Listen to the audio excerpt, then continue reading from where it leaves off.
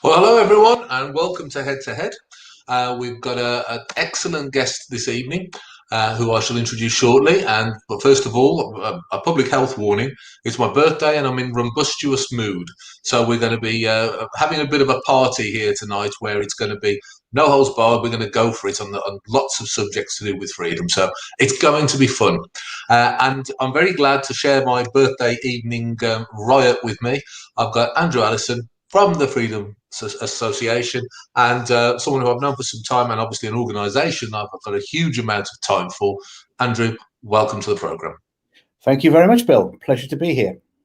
And I think before we get into the meat of a few juicy issues of the day and the current affairs, it might be useful for those, bearing in mind that people from all around the world tend to share and watch these streams, if you give a couple of minutes to us, just explaining a little bit about yourself and a little bit about your role with the Freedom Association and where it is now. Yeah, well, I'll start off with the Freedom Association. We've been in existence since 1975.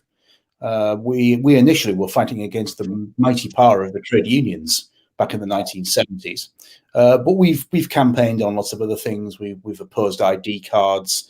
We, of course, were leading advocates of the UK leaving the European Union with our Better Off Out campaign, which we actually launched in 2006. There was Christopher Gill, who was our chairman at the time. I mean, Christopher was a Maastricht rebel. There was Philip Davies, who recently then had just been elected in 2005 to Parliament. Mark Wallace, of course, is now with Conservative Home. And last, but by no means least, of course, was the great Simon Richards, my very dear friend, and who sort of brought me into the Freedom Association in 2014.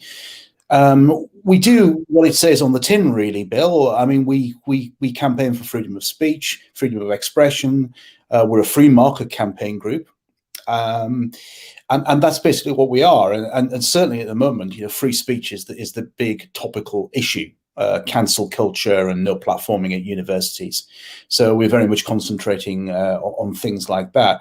As for me, well, I was brought up in Bishop Auckland in County Durham. My first sort of employment, really, my early 20s was working for the Inland Revenue. But boo hiss.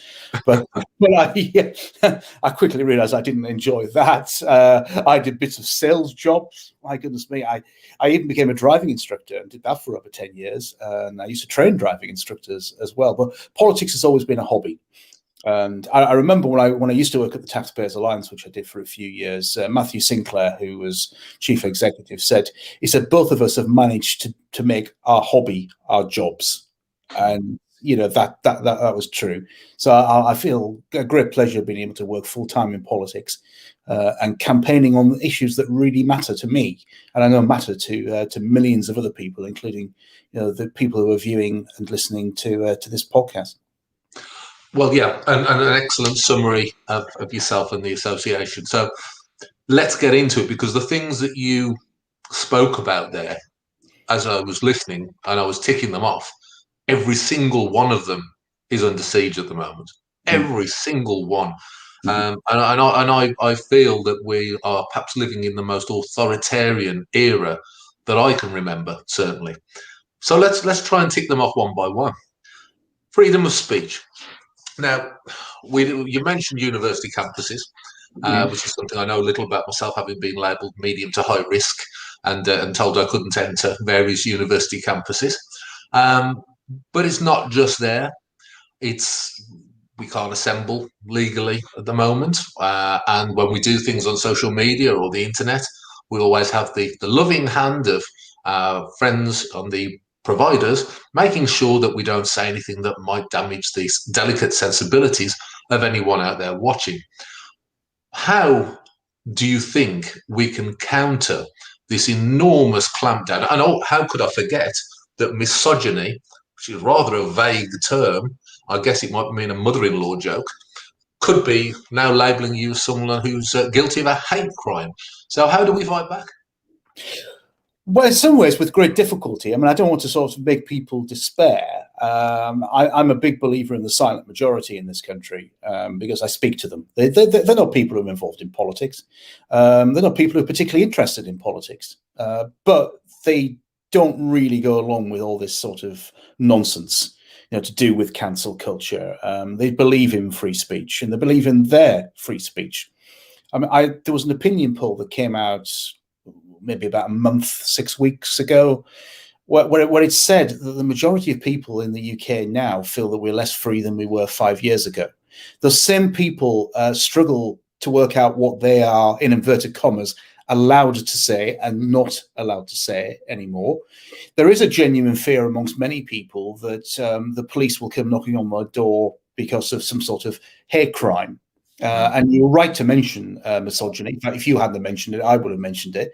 You're right about a mother-in-law joke, or you could say something like bloody women drivers or something like that. And someone could actually take offense at that and go to the police and, quite frankly, waste the police's time in investigating someone for making an off-the-cuff remark. But which is gradually becoming less and less free. And that is what really, really concerns me. Now, I was really pleased that, your friend and mine, Nigel Farage, has decided to get out of Reform UK. He's going to be honorary president, but I think it was the right thing to do. And he's going to try and use his might to really wage a war against cancel culture. And we're quite happy to give Nigel a platform as well. In fact, I've been exchanging emails with Nigel this week. So how do we do it? I think we've got to do it with one big concerted effort. We've all got to fight. Now, I know you'll be on the barricades. I'll be on the barricades. But we need many more people who you would term the silent majority to be on the barricades too, and say that we're not going to stand up for any more of this utter nonsense. And it's just totally wrong. Yes, it's a liberal. Yes, it's authoritarian. But God, it's just un-British, isn't it? More than anything else, it's just un-British, and it's not what we stand for. Yeah, and I mean, you've raised a couple of interesting points there. I mean, you talk about un-British, but the very definition of our nation and everything it's supposed to stand for appears to be being undermined and rethought. Certainly in education, where education appears now to be, if you mention the British Empire, it's in a very, very dark light. If you mention our involvement or Churchill's involvement in the Second World War, there are elements of it. Well, actually, he wasn't a very good bloke, really. There's all these things, these reimaginings going on of our nation and our culture. So whilst we talk of a silent majority now, perhaps in a few years to come, if this battle is lost now, the majority will be the other way because they've been indoctrinated in very similar ways to many other totalitarian states have done with their people over the years. You're right, Bill. You are completely right there. This is a war that we have to wage now, and it very much is a war. It's very much a culture war. I mean, if you want to judge historical figures by the standards of today, then quite frankly, I mean, just about everybody was a racist. I mean, there wasn't a good one at all, was there? No. But you think, well, what did Churchill do for us?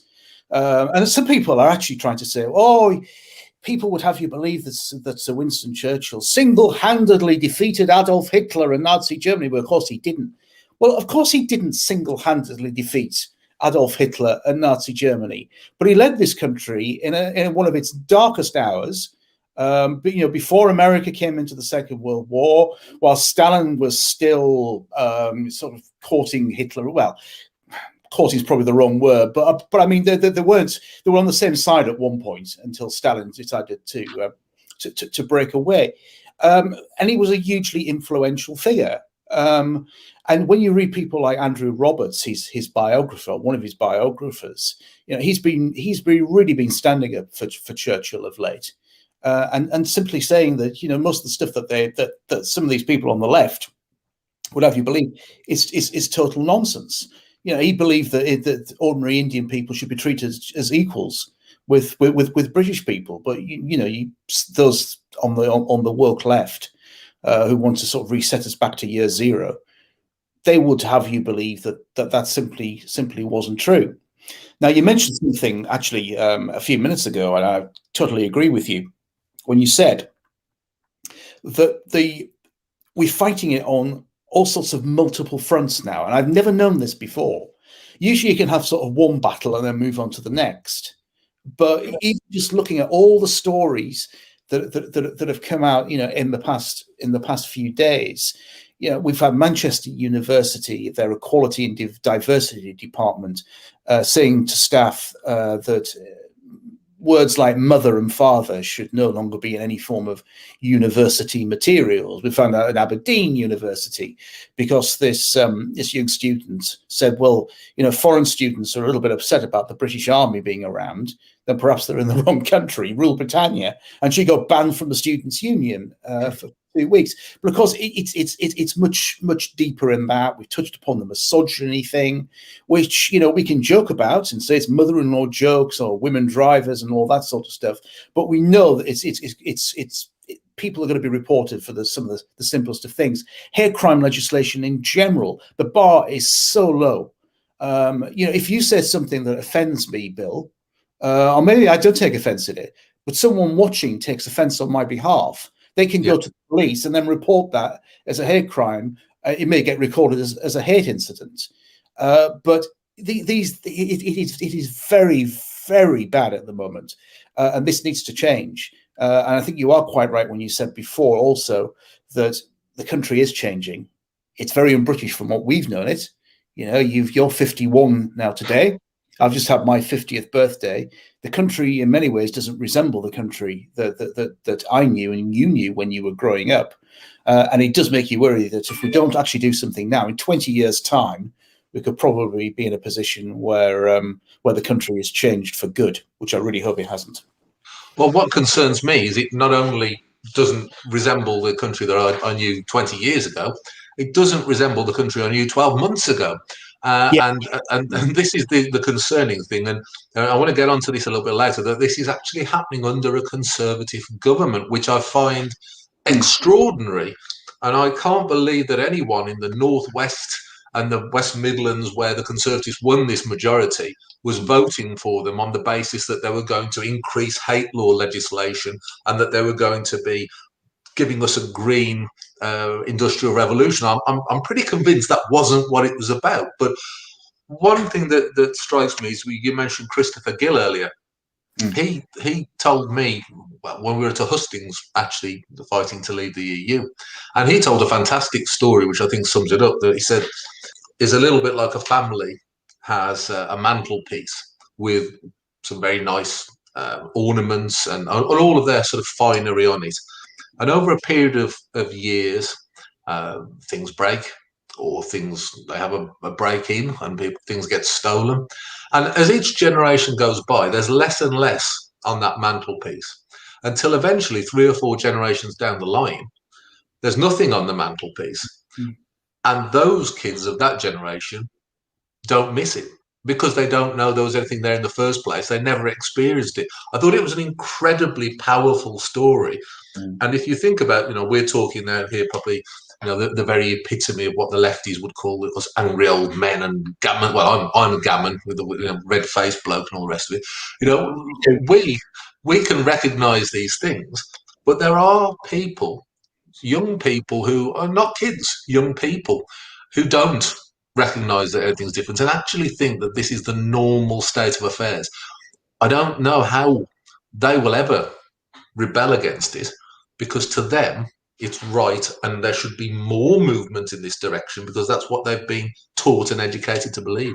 No, that's a very good point. That's a very good analogy by Christopher. That really is good. I'll nick that from him actually and use it myself. I may even credit him. You never know. I'll drop him an email. Well, but I've been nicking it for years. But I remember a conversation. It's just brought it to mind when you were speaking, that I had with James Cleverly, Conservative MP and Minister, and it was a few years ago, about 4 years ago, I think it was, in Parliament, Strangers Bar, I think it was.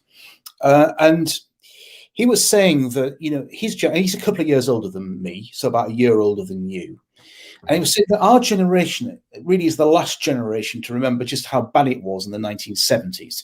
When there was 3-day week and those strikes. I mean, I remember as a kid loving the power cuts because we used to go and get the candles and light the. Yeah, but my parents weren't that keen on the power cuts.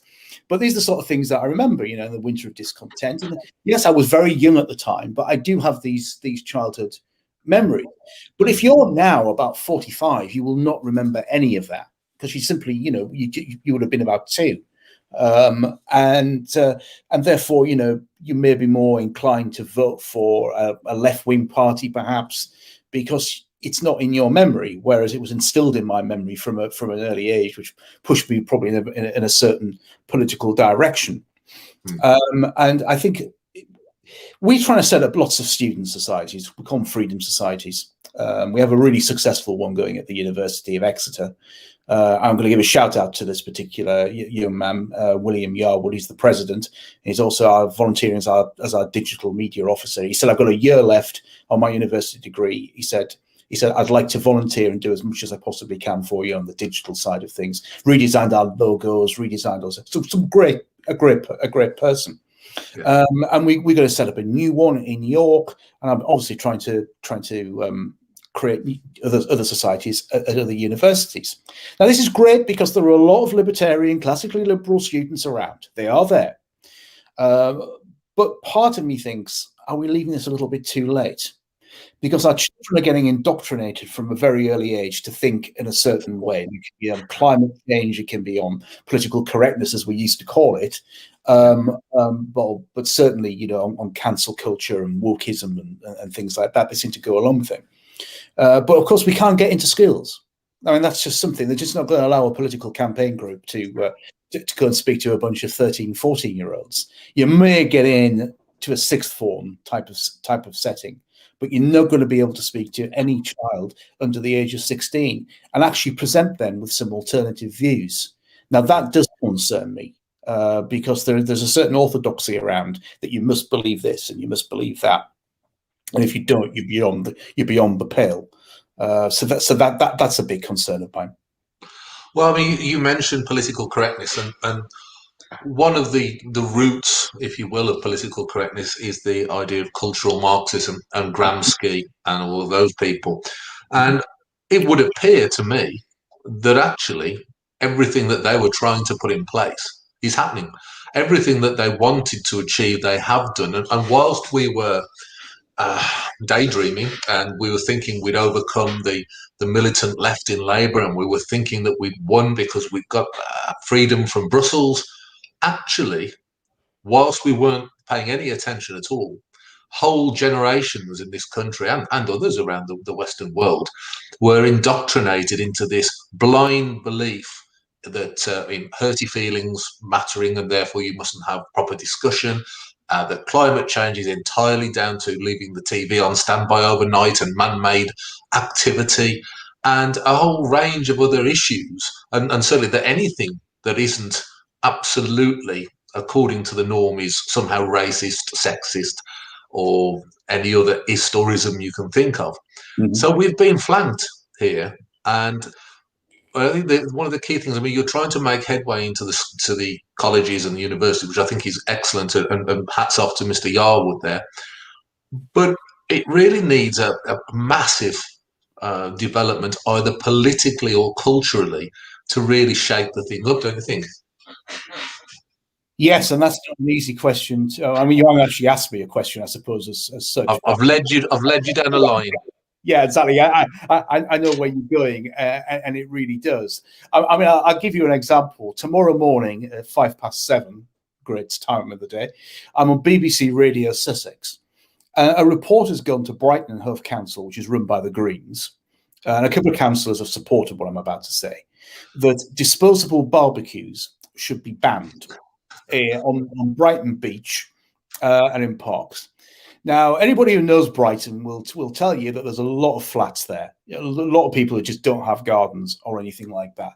But they want it banned on environmental grounds. They're bad for the environment. In fact, a BBC journalist who called me said, it's undoubtedly true that they are really bad for the environment. And I did say in reply, well, if about 500 barbecues were being lit on Brighton Beach about the same time, then I think we'd all have environmental grounds to say, I think we need to stop this down. But that doesn't happen, does it? But that's the sort of thing. It's bad. So therefore we should ban barbecues because it's bad for the environment. We should all become vegans because eating meat is bad for the environment. It's apparently because animals fart, really. And flatulent cows. There you go. That's bad. So that's bad for the environment. So therefore, we should all become vegans. And they present it in such a way that it just makes sense, doesn't it? We would be able to reduce all these CO2 emissions if there weren't any animals around. If we all just became vegan, and so they will say that. Of course, they had a big debate on the other environmental issues, such as don't drive your car. But of course, the irony with the pandemic is that we were then told to get off public transport and get into our cars because it was the safest place to be. And I was thinking, hallelujah, yes, I'm allowed to do this now. But I don't think there's going to be a great appetite, on a serious note. I don't think there's going to be a great appetite at all for people to go back onto crowded buses and trains.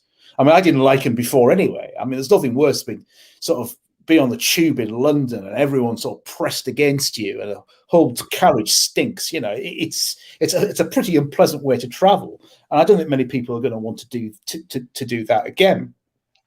So we're being nudged all the time in a certain direction, and it's salami tactics. They take a little slice of freedom there, a little slice of freedom there, and it keeps going on and going on until suddenly we realize that a huge chunk has disappeared. And it's as if the country is sort of more willing to ban things now than it ever has been. Viewers will be able to see that I'm using an e-cigarette. I gave up smoking a few years ago. And I remember someone who described himself actually as a libertarian said, yeah, but you can't work out whether it's cigarette smoke or vape. I said, well, you can. I said, if someone lit up a cigarette in a pub, you'd smell it immediately. I said, he said, no, I don't go along with that. He said, it's just much easier to ban it. Yeah, some libertarian. Yeah, exactly. A libertarian are probably lots of things, but that was the thing. I'm thinking, well, if you're saying that, then it's hardly surprising that the country is moving in that direction. Yeah, and I think you've touched upon something. I want to pose another thought to you, and I'm not sure where you stand particularly on this, but you've spoken about nudge theory. We're always being nudged into doing the right thing and all the rest of it. But I would say to you, in the last 12 months or so, combined fear tactics of, one, the world's going to come to an end and icebergs are going to float down the Thames and all the rest of this nonsense because of climate change. And also the fact that if you leave your front door or you mix or talk to anyone, you're going to die of the magical plague, which actually has a mortality rate of 0.3%, I think, at best. But these have been used to add to nudge theory, to add a layer of terror to the control that's gone on. And this is why we've seen not just a slow movement towards some kind of authoritarianism, some kind of Stalinism, but actually a rush over the recent months. And opinion polls show that the public, by and large, are buying it. I put it to you that it's an incredibly successful move by the powers that be, which is almost checkmating us before we fight back. Yes. Well, I'm pleased you touched on that because I think I would have touched on that anyway. I think in general it's been nudge theory, but certainly this last year it is. The government has done a damn good job of terrifying the nation. I mean, let's just be honest about it. I've read stories of people who get their Sunday papers delivered. It goes through their letterbox and they leave it there for 3 days, and then they read their Sunday papers just in case it's got COVID on it. People are absolutely terrified. We listen to these adverts on the radio that really drive me up the wall. I mean, as I was driving to my office just about an hour ago, I was listening to another one. It was to do with all those people who work from home, every time you commute from your bedroom to your office in the home or your living room, whatever, everyone's doing their bit, to stop COVID-19, and the usual thing, stay at home, protect the NHS, save lives, and all that sort of thing. My issue here, more than anything else, actually, is how does the government then unterrify a nation? I mean, you just can't just sort of click your fingers like that and say, all right, well, yesterday it wasn't safe, you had to stay at home, but now we want you to go out again. Yeah. It doesn't happen like that. And when all these different restrictions are reduced and eventually eliminated, I don't think we're going to go back to the old normal as much as I would like to go back to the old normal, because despite the absence of laws and restrictions, people will have changed the way that they do things, and they've changed the way that they think. And that's not even to put in the fact that, we've got a mental health crisis now. We've got people who, women in particular, breast cancer, cervical cancer, the mammograms, the checks, none of these have been done. Well, very few of them have been done, certainly initially. So there's going to be a real health crisis. And now, of course, any government knows how to terrify a nation, doesn't it? It's got the blueprint. Yes, absolutely. I keep reminding people, George Orwell's 1984, it was there as a warning. It wasn't a blueprint. Forgiven for thinking that it was, by the way the life is, in 2021 in the United Kingdom. Yeah, and speaking of governments that like to rule by terror and to force their people into subservience, a news flash had just come across our screen saying that Nicola Sturgeon has been found guilty of lying and breaking the ministerial code, which maybe isn't that much of a surprise to many of us, but it's very, very serious. I mean, she's been an absolute siren and been loving, it would appear, every second of the increased powers of the pandemic. What's your reaction to this breaking news? Because I think this is really interesting. Well, my initial reaction is great, because I thought that all along. And also, she'll have to resign. And if she refuses to resign for lying and breaking the ministerial code, then there's really no honour left at all, is there? Scotland is just a complete and utter mess. All those years of SNP rule. I mean, when I was growing up, the Scottish education system, for example, was held up as a shining light of how to do it. Now it's held up as how not to do it. So I think she's going to have to go. That also has, of course, knock-on effects for the Holyrood elections in May. There's an All for Unity campaign. I think George Galloway is involved in that. And basically what they're going around is saying that this candidate has the best chance of beating the SNP. So when you vote for that particular single member in that constituency, vote Labour or vote Conservative or vote Lib Dem. But vote for a unionist candidate, but then vote for the All for Unity on the regional list system that they have up there for top-up seats in an attempt to try and get rid of the SNP. Now, all the polls say that the SNP will still come as the biggest single party, and that may be the case. But this news now will certainly not help the SNP. And of course, they've also had the sort of sex allegations, haven't they, in London? Sexual harassment. The chief whip had to resign.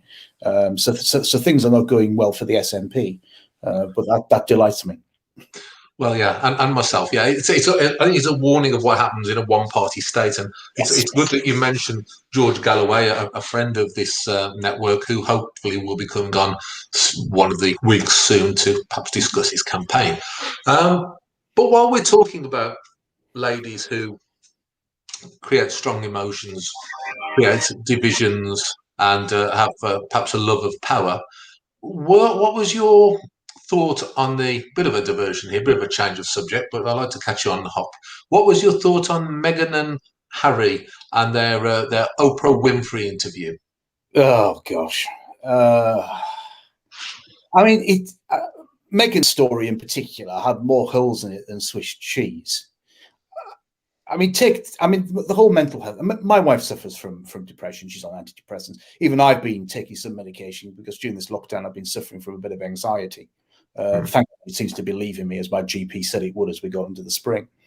But Harry and William set up, it was called Heads Together, which was bringing 8 mental health charities together, including Mind, one of the biggest ones.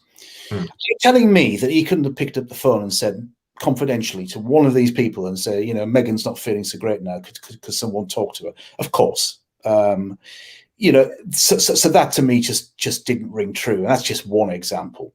But it was the lobbing of hand grenades as well. One member of the royal family is apparently a racist, although we absolutely have no idea in what context any form of remark about the colour of the child was in. It might have been said, "Oh, it'll be interesting, Harry. I wonder what they're going to look like," and it could have been a bit of a joke. But we don't know that. He was keen to tell Oprah Winfrey that the Queen and the Duke of Edinburgh didn't make that comment, but he was quite willing to throw his father and his brother under the bus. So they could say it. And then, of course, they've doubled down again, haven't they, in saying the palace is smearing them. I mean, they're just, it's despicable behaviour. I mean, I don't like to see families fall out, any family fall out, but I mean, these things do happen occasionally. But the idea that they were just going to try and tell the world and just wash the dirty linen in public, especially when the Duke of Edinburgh at the time was in hospital and the Queen's got more important things to concern her, I thought it was just a despicable way of dealing with his mother, with his grandmother, with his grandfather, and with his father and his brother. Yeah, and I'm a massive fan of the Duke of Edinburgh, but I must admit I was most taken by surprise when they ruled him out. I got my money ready to go down the bookie straight away, thinking it was going to be him. I thought Princess Anne, actually. I thought it could be Princess Anne. That possibility there. She was probably my second bet. But not that any of this matters, because as you quite rightly say, it's normal family speculation. But there is an important factor to this, I think. Firstly, internationally, it's playing very badly for the royal family and therefore for us, because they represent us. So I first of all wonder if you think that damage can be somehow repaired, because they've spent a lot of decades building up a good image internationally, but it doesn't take long to lose it. But then secondly, once you've answered that, I'm going to take you on to new territory, because I think it's to do with freedom, about whether or not the concept of a royal family as we have it now is valid under the circumstances of the people who currently occupy it, with the exclusion of the Queen. So first and foremost, the damage that's been done, what do you think? I don't think it's long-term, to be perfectly honest, Bill. I don't. Meghan and Harry are getting it now. Even Michelle Obama was sort of saying the odd critical thing about, I can't remember exactly what she said, but I picked up that she'd said something critical about Meghan. I think many people, even across in the United States, are now thinking that they've gone too far. And the Queen is as universally popular as I think you possibly can get. Yeah. If you remember her trip to America a few years ago, I mean, she was literally mobbed. When you say the Queen, we don't talk about the Queen of some obscure country. As soon as you say the Queen, they know that it's Queen Elizabeth II, and she is extremely popular. The rest of the family not as popular. I don't think Prince Charles is as popular. I don't think he's a particularly bad bloke, but I don't think he's as popular.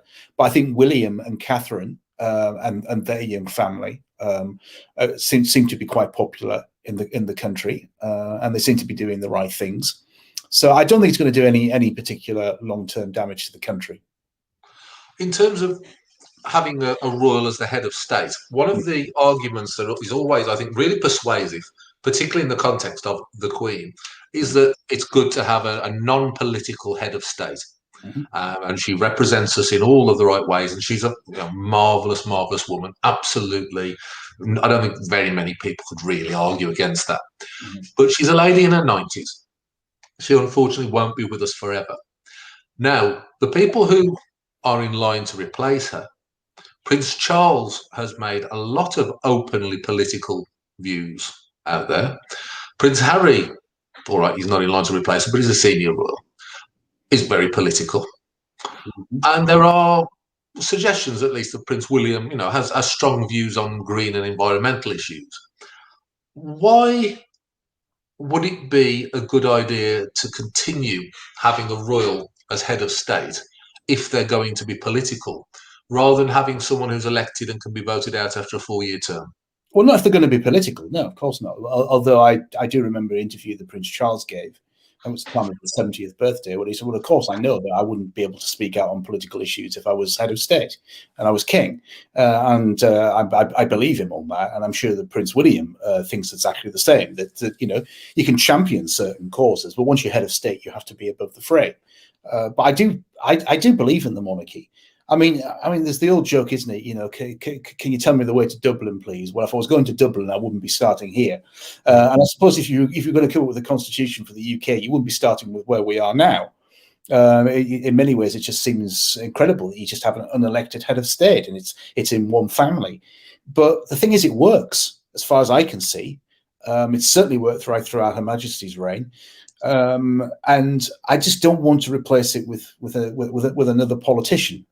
It's why I'm against all these, you know, regional assemblies and things like that. Do you remember back here, when was it, about 15 years ago, John Prescott was trying to push a regional assembly for the northeast of England, and the good people from my native land voted about 80% against. Because we don't want another layer of politicians. It's rather why I'm against things like Welsh Assembly and Scottish Parliament and things like that. And as much as I probably would approve of an English Parliament because of those other entities, I wouldn't want to elect a pile of extra politicians. I would just use English MPs to sit in the House of Commons as an English Parliament, and only have English MPs voting and speaking on English matters. So I don't want an elected head of state. I don't think it's necessary. But of course, do you actually, before I move on, do you remember the House of Cards trilogy? You know, from Yeah, and when it was to play the king, where there was a guy who was rather like Prince Charles. Yes. Well, it was deliberate, wasn't he? I mean, there was Diana there, and there was a William there. There was, you know, it was pretty much there. But I thought that Lord Dobbs actually handled that very well, because if a king did become political, then a prime minister would have to force them out. And I think that's what any prime minister would do. They would say, I'm elected, I'm head of government, you're an unelected head of state. You don't have any you do have political power, of course you do, but you don't use that political power. And if you try to, then you will go. So I'm very easy about this. I mean, you know, it'd be a very sad day when the Queen dies. I mean, good God, she's 70 years next year on the throne. The vast majority of people have never known anyone other, you know, as their head of state, as their monarch, than the Queen. So the country will be a lot poorer, and it will feel very different. But, you know, I just think, you know, as Churchill would say, we'll just keep buggering on and we'll be all right. Yeah, well, I absolutely share your opinions about the Queen. I just don't think anyone could have done such a good job, and I very much doubt anyone in future will do such a good job. But it's an interesting dichotomy that I like to raise when I'm talking to liberty-minded people, that so many liberty-minded people actually support a constitutional monarchy, which is almost the opposite to really, you know, the pure libertarian thinking, really, because why on earth should someone be above us just because they were born into a certain family? Mm-hmm. Oh no, you're right. I mean, you're right. But as I said, you know, you wouldn't start here if that was the case. I just think if it's not broke, don't fix it. And I don't think it is broken. I think the system actually works rather well. And that's the reason why I support it. I mean, it doesn't mean that, I don't think there should be other sort of democratic changes in the country. Although you may be surprised to learn, and it's not a particularly popular opinion, but it's my not a Freedom Association opinion, but my personal opinion, is that Tony Blair was completely wrong to remove the hereditary peers. I remember reading at the time some really great articles, you know, and just because someone happens to be the great grandson of the bastard child of Charles II, well, it doesn't give them a right. What right does it give them to sit in the House of Lords? But at the same time, you know, it was as irrelevant as it was true, because a lot of those families were brought up in matters of state and actually understood it. And the House of Lords in general, yes, it's been packed full of political cronies, and I think that's where it went wrong. I genuinely think that's where it went. I think the House of Lords worked much better when it wasn't packed full of political cronies. And yes, there were certain families ruling it. And I don't want to go back to the early 19th century and the Corn Laws and all those protected interests and things like that. But yes, there's no democratic reason why you should have a House of Lords. But I go back to what I said earlier. I just don't want any more elected politicians. I really don't. We've got a chamber of 650 MPs who are elected and are elected representatives, and the House of Commons must remain sovereign in that respect. You know, we the people are sovereign. We give those elected representatives that sovereignty, and we take it back at a time of a general election. And I don't want any other chamber competing for legitimacy and saying that our mandate is bigger than your mandate. And I rather like that system. Although I am absolutely sure some people will be shouting at their computers or their televisions when they hear me say that. Well, I think we can agree that the House of Lords is jam-packed full of cronies and managed opposition.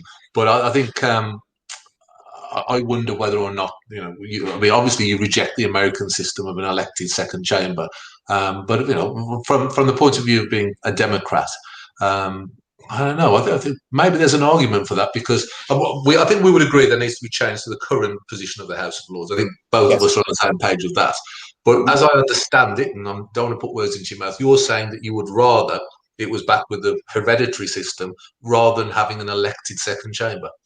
Well, I'm certainly saying that I think the hereditary system were better than what we've got now, where it is packed full of political appointees. Where you've got about 100 Lib Dem peers, and the only reason they're there is because they happen to be the leader of the Liberal Democrat group on a council, or perhaps led the council, and then they lost their seats. I can think of so many Lib Dem peers.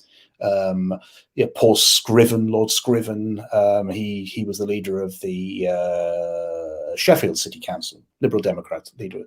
He lost the council, and he was offered a peerage, and he accepted it.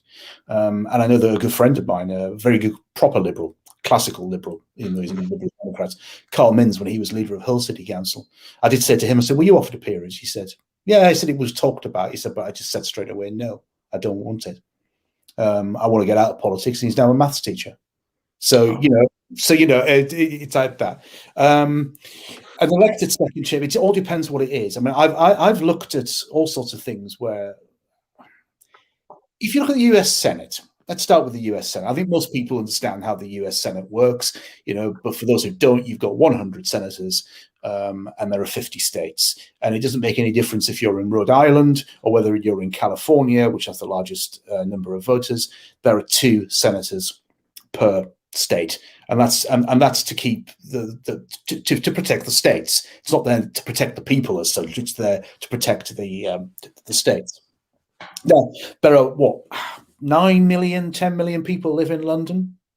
And there are, I don't know how many people live in the smallest region of England, which is the northeast, but I can't imagine it's much more than about 1 million. There could be an argument to say, well, let's have, let's say, 10 representatives going into another chamber from the northeast, but London also only has 10 representatives. Now, if we put on a system like that, I'll probably look at it much more favourably. But I just don't think that we are, because every proposal that comes through just seems hugely complicated, where we have an appointed element and an elected element, and people will stay there for 10 years and then they'll have to retire. All of that, there's nothing that has been presented to me, put it that way, by politicians in this country, governments in this country, that has actually said, yeah, actually, I think that'd be a better system. So, that's where we are. But certainly if we moved in that direction of the different regions, and I know that's getting very EU, and I don't particularly like that. But the Northwest, the Northeast, the Midlands, that sort of thing, they've been around for a long time, and people tend to understand what they are. Then that and that means that the United Kingdom works better. Because it's looking after the United Kingdom as a whole rather than just saying London and the southeast, then yeah, I'd be open to that, and let's have a discussion. From the lofty heights of constitutional reform and change, let's get back to perhaps the more pressing and urgent issue. For 12 months, we've been under virtual house arrest in the face of the COVID situation. We are still seeing the economy frozen. We are still seeing civil liberties destroyed and taken away. And you spoke before about you wonder whether or not people will go back to how they were. I wonder whether or not the government will recede the tide back from all of the powers that it's taken. I want to put it to you, were you in charge of this situation? Put yourself in Boris Johnson's shoes. What would be the freedom-loving, liberty-interested approach towards this whole situation? Would you have gone down the lockdown route? And if you did, would we still be in it now? And give us an insight into what you think about that. Yeah, most certainly. When I watched the scenes in hospitals in northern Italy, I have to admit, I was thinking, what on earth is going to come to the UK? I mean, it did not look good. I remember discussing this with Simon Richards, who you interviewed a few weeks ago, who was our chief executive at the time. And we both thought, I don't think there's any option here. There's going to have to be some sort of shutdown. And we both sort of supported that at the beginning because, we didn't want to see people lying in hospital corridors, and just this horrible scenes that we saw in Italy. I will say, though, that why were we letting people in from China and from Italy when it was obvious that this is where the infections were coming from? I think the government was very slow to act at the beginning on that. We were told it was initially for 3 weeks. I knew it was going to be longer than that, but I thought 6 weeks, probably cope with that, just about. The NHS wasn't getting overwhelmed as a result of that. So surely now is the time to give us back our freedoms. Still approve of social. Actually, I quite like social distancing. It means I don't have to get next to people too close. As we were saying, tubes and buses and things like that. But then that 6 weeks went to 9 weeks. Then went to 12 weeks. I think it got up to about 15 weeks, didn't it? Because it was getting that way, 14, 15 weeks. And then, on July the 4th last year, it was our Independence Day, where we're allowed to go to the pub again. And things, started to open up and seem a little bit more normal. But I knew that come September, there was always going to be a rise in cases of COVID, because there's always a rise in cases of respiratory illnesses in September. I mean, I'm sure you remember when you went to school back in September, within about 3 or 4 weeks, just about everyone was coughing and sneezing all over the place. Those were back in the days when flu existed, and apparently, according to the statistics, it no longer exists. Well, indeed, those were the days, my friend. But so we knew that was going to happen. So it wasn't a surprise. And places like pubs and restaurants, for example, I mean, I still think that some of the safest places you can actually go into. I mean, you walk in there, you put a bit of hand gel on, there's perspex screens between tables, the staff will come out and serve you, take your order, or you do it, as in Wetherspoons, for example, through an app, and other companies have used apps as well. And my biggest fear, more than anything else, biggest fear, let's go through all my fears here. I've already touched on the fact that I think some people are just not going to go back to normal because they're terrified of going back to normal. That genuinely concerns me. Then the businesses, pubs and restaurants, hospitality in my neck of the woods, and I'm speaking to you now from Beverley in East Yorkshire, closed their doors on the evening of the 4th of November and never reopened. If you happen to be in Manchester, that was back in September. So, I mean, all these businesses are likely to close down. Couple that with what I've just said. If people are not willing to change their behavior, is there actually a future for these businesses if their trade is still down 20 to 30%? I'm also bearing in mind that they can't allow as many people in because of social distancing measures that are likely to continue. So that concerns me enormously. The high street, which I always felt was a little bit doomed anyway, because of changing shopping habits. Well, that's just fast forward. I mean, that's all very simple. And there just doesn't seem to be a plan as to what we're actually going to do with our town and city centres. Some that's going to have to be turned into housing, I believe, private housing, and much more entertainment, hospitality focus. But that's not going to happen overnight. So that concerns me as to the state of the country. But my biggest major concern, and I've touched upon it before, is that the government now has a blueprint to scare people. It now knows what to do to get people to comply with its wishes. Is the government going to renew the Coronavirus Act at the end of this month? The answer is yes. Is there going to be any opposition to it? Hardly any. Most of the MPs who will be opposing, I actually know, I'm friends with. People like Philip Davies, for example, and Chris Chope and Chris Green and others. And Chris Green wrote an article for us 2 or 3 months ago, and he said if we extend the Coronavirus Act for another 6 months to September, by the time we get to September and we get more respiratory illnesses, the government will say, I think we better keep this on the statute book for another 6 months, and we'll still have it by next March. If we happen to be talking again in exactly a year's time on your 52nd birthday, Bill, I bet that the Coronavirus Act is still in place. It is on the statute book. That concerns me. Boris has said that in June the 21st, life is going to return to normal, but it's going to be monitored.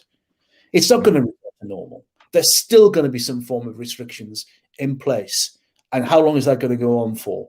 And the longer they're there for, the more people are going to comply, and the more people are going to forget what the old normal was like and say, well, I think we'll now have the new normal, despite the vaccine. I mean, my wife had the vaccine yesterday, and my poor dear wife has actually been ill all day today with a pain in her arm, feeling quite sick. I have to face it tomorrow morning. I'm getting my vaccine tomorrow morning. Even despite the vaccine, the government is saying, yeah, but you still may be able to transmit it. It's still not 100% safe. I know we said that once you've had the vaccine, life can return to normal. Yeah, but everyone's going to have that second dose of the vaccine, even though the first dose was even more successful than they ever thought it was going to be.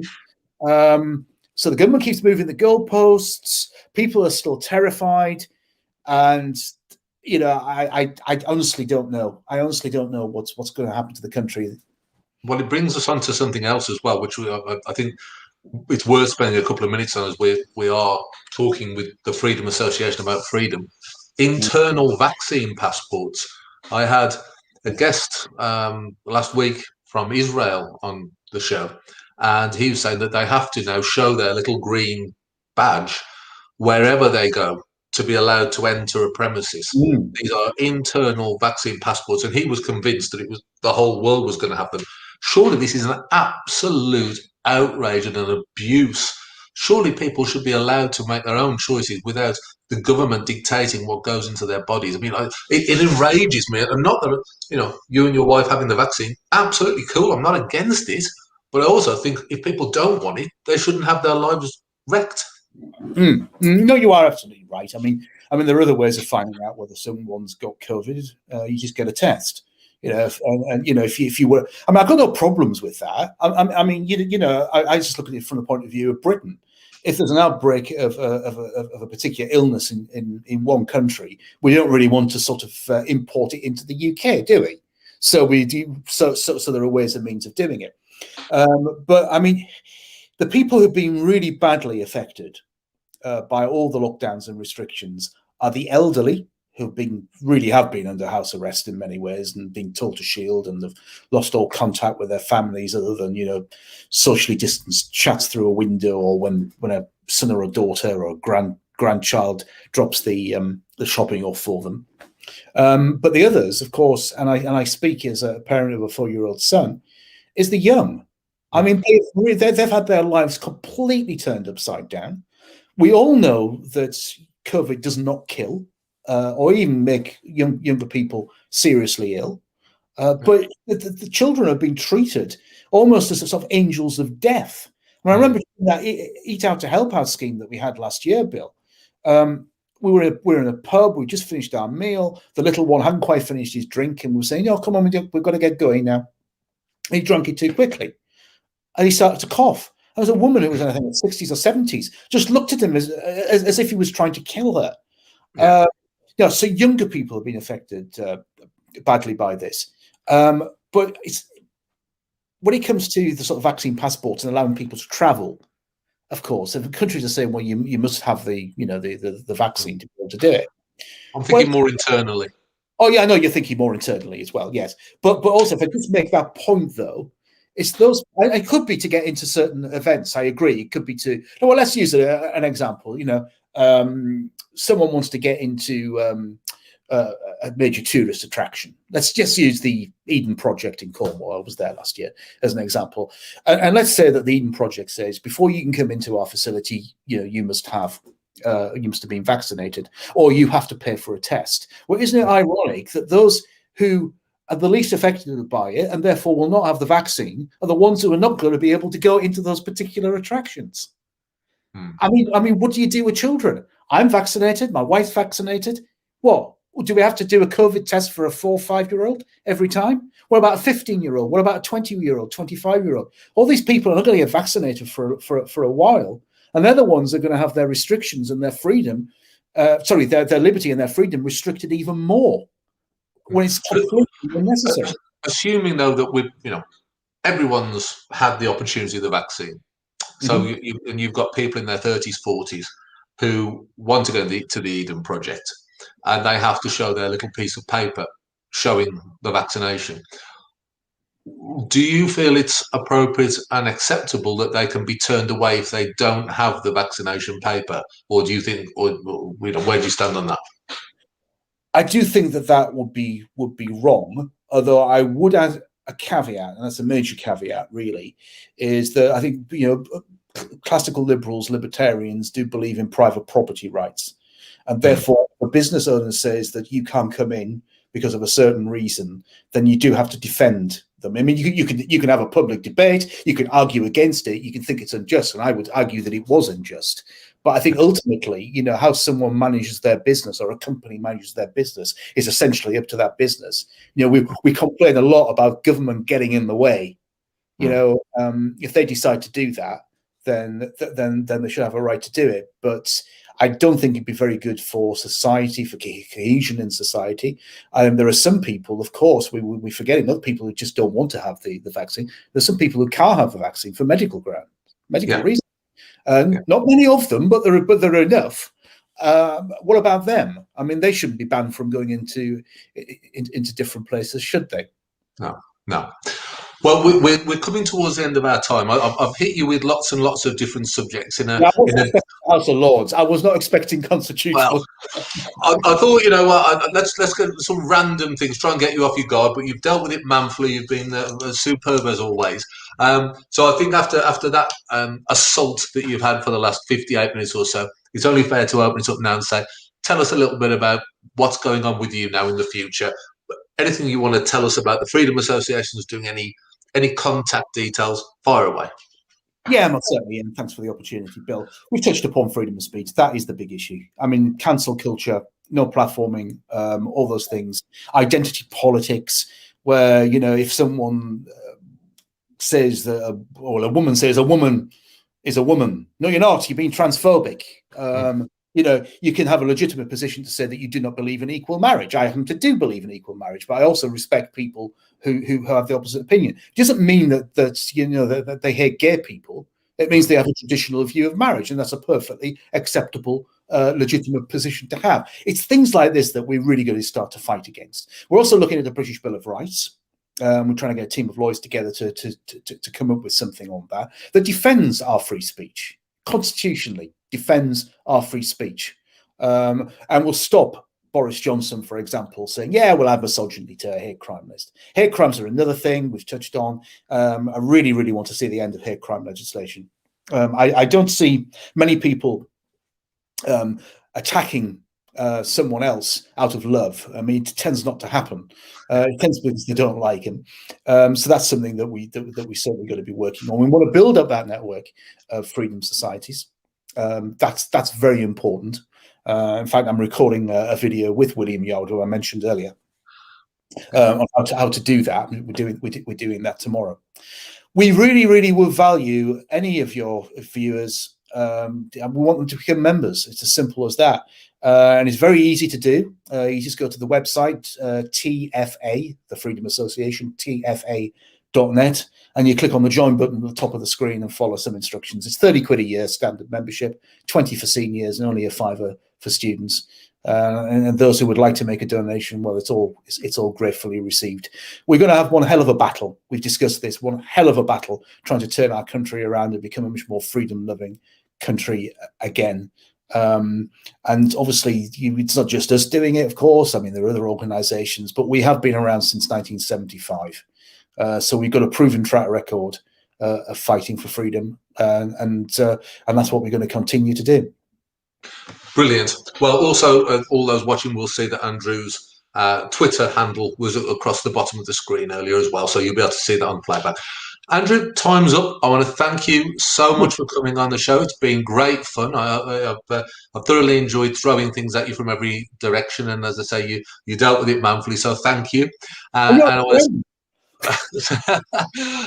want to say to everyone out there watching, if you've enjoyed this program, share it round. Tell people about it. Tell people about Open Dialogists. The more people who know, the less chance there is that we can be held back from fighting against oppression, and we can join with people like the Freedom Association in fighting for all of the freedoms that we should all be valuing. So please do subscribe, share, and help us to help everyone else. Thank you so much from head to head. Have a good evening.